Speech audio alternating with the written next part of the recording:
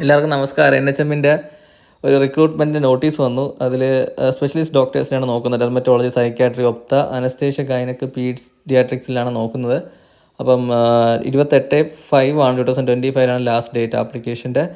അപ്പോൾ അതിൽ നോക്കുന്നത് വെച്ചാൽ MBBS plus speciality plus TCMC registration. Upper limit എന്ന് പറയുന്നത് ഏജിൻ്റെ അപ്പർ ലിമിറ്റ് എന്ന് വെച്ചാൽ 63 years ആണ്. അപ്പം അതെങ്കിലൊക്കെ ഇൻട്രസ്റ്റ് ഉണ്ടെങ്കിൽ നിങ്ങൾക്ക് അപ്ലൈ ചെയ്യാം. പക്ഷേ ഒരു കാര്യം എന്ന് പറയുന്നത് ശമ്പളം 78 ആണ്. കൺസോളിഡേറ്റഡ് പേ ആണ്. വേറെ എക്സ്ട്രാ വേറെ ഒന്നും കാണത്തില്ല.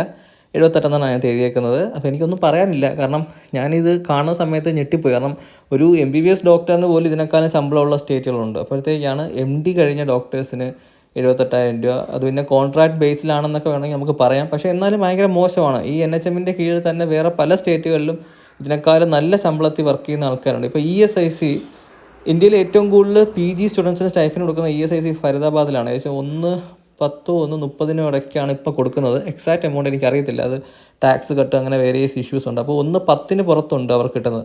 സെയിം സമയം നമ്മൾ ESIC തമിഴ്നാടോ അല്ലെങ്കിൽ കേരളത്തിൽ ESIC മെഡിക്കൽ കോളേജ് സത്യം പറഞ്ഞാൽ ഇല്ല. കർണാടകയിലൊക്കെ നോക്കിക്കഴിഞ്ഞാൽ അത് 75 65 85 ആ രീതിയിലാണ് വരുന്നത്. കാരണം സൗത്തിലേക്ക് വരും തോറും ഇപ്പം മെഡിക്കൽ ഒരു ഫീൽഡിൻ്റെ ശമ്പളം കുറഞ്ഞു വരികയാണ്. അതെനിക്ക് അറിയത്തില്ല എന്തുകൊണ്ടാണ് ഇങ്ങനെ സംഭവിക്കുന്നതെന്ന്.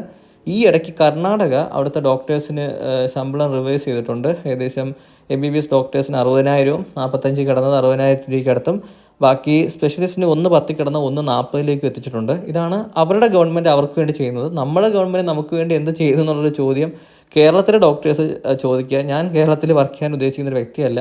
ഇത് കഴിഞ്ഞ ഉടനെ ഞാൻ കേരളം വിടും. അപ്പം എനിക്കൊന്നും പറയാനില്ല. 2 വർഷം മുന്നേ ഇവിടെ PG സ്റ്റുഡൻസൊക്കെ ഒരുപാട് സമരം ചെയ്തിട്ടുണ്ട്.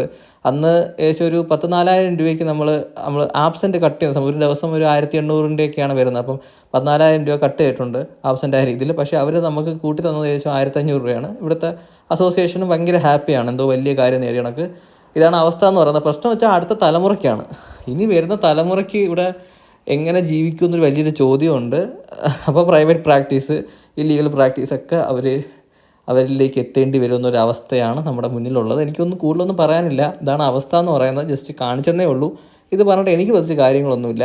അതാണ് പറയാനുള്ളത്. പിന്നെ SRഷിപ്പിൻ്റെ അവസ്ഥ, PG കഴിഞ്ഞൊരു ഇതിന് ഒരു ഡോക്ടറിനെ സമയത്തോളം SRഷിപ്പ് 1 വർഷം കേരളത്തിൽ കമ്പൽസറി ആയിട്ട് ചെയ്യണം. അപ്പോൾ അവർ കിട്ടുന്നതെന്ന് വെച്ചാൽ ഏകദേശം 72 രൂപയാണ്. അതും സമയത്തിന് കിട്ടുമോ എന്നുള്ള കാര്യം ദൈവത്തിനറിയാം. അപ്പം അവസ്ഥ എന്ന് പറയുന്നത് മറ്റ് സ്റ്റേറ്റുകളിൽ പോയാൽ നിങ്ങൾക്ക് നല്ല ശമ്പളം കിട്ടും, ജോലി ചെയ്യാനൊരു എന്താ പറയുക ആ ഒരു ഇൻട്രസ്റ്റ് ഉണ്ടായിരിക്കും. കേരളത്തിലെ അവസ്ഥ എന്ന് പറയുന്നത് നിങ്ങൾക്ക് ഇവിടെയും ജോലി ചെയ്യണം, പിന്നെ പാർട്ട് ടൈം ആയിട്ട് വേറെ പലത്തും ജോലി ചെയ്താൽ മാത്രമേ നിങ്ങൾക്ക് രണ്ടറ്റം കൂട്ടി യോജിപ്പിക്കാൻ കഴിയത്തുള്ളൂ. അതാണ് അവസ്ഥ എന്ന് പറയുന്നത്. ഇത്രയേ ഉള്ളൂ പറയാൻ.